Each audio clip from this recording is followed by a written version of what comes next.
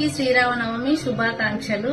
నేనైతే మీతో ఒక విషయం చెప్పాలి అని నేను అనుకుంటున్నా. ఏంటిదనంటే, మార్కాపురం దగ్గర బస్ యాక్సిడెంట్ అయింది కదా, దాంట్లో ఒక ఆవిడ 45 సంవత్సరాల ఆమె ఏజ్ అంట. అయితే వాళ్ళ కొడుకు బాగానే పెద్దగా ఉండు, ఆ అబ్బాయిని కిందికి నెట్టేసి ఆమె మాత్రం మంటల్లో కాలిపోయింది. కానీ ప్రస్తుతం మనం ఉన్న సమాజంలో తల్లిదండ్రిని ప్రేమగా చూసుకోవడం కూడా మనకు అదొక భారం లాగా ఫీల్ అవుతున్నాం. ఎట్లా అంటే, నా పిల్లలు, నా పెళ్ళం, నా సంసారం, నా మగడు, నా ఇల్లు, నా పిల్లలు, కూతురైనా సరే కొడుకైనా సరే తల్లిదండ్రులు అంటే అదొక భారం లాగా ఫీల్ అయ్యేటోళ్ళు.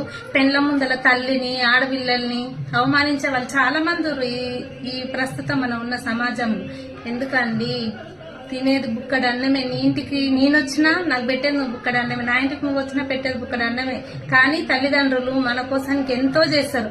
అలాంటి తల్లిదండ్రులని మనం ప్రేమగా చూసుకోకపోతే అసలు మన జీవితానికే విలువ లేదు. రేపటి రోజున ఇదే పరిస్థితులు మనకు కూడా వస్తాయని గ్రహించుకోవాలి. ఎందుకంటే మనల్ని చూసి మన పిల్లలు నేర్చుకుంటారు కదా.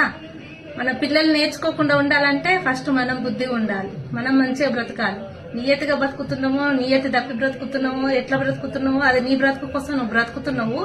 కానీ తల్లిదండ్రులను మాత్రం ప్రేమగా చూసుకోండి.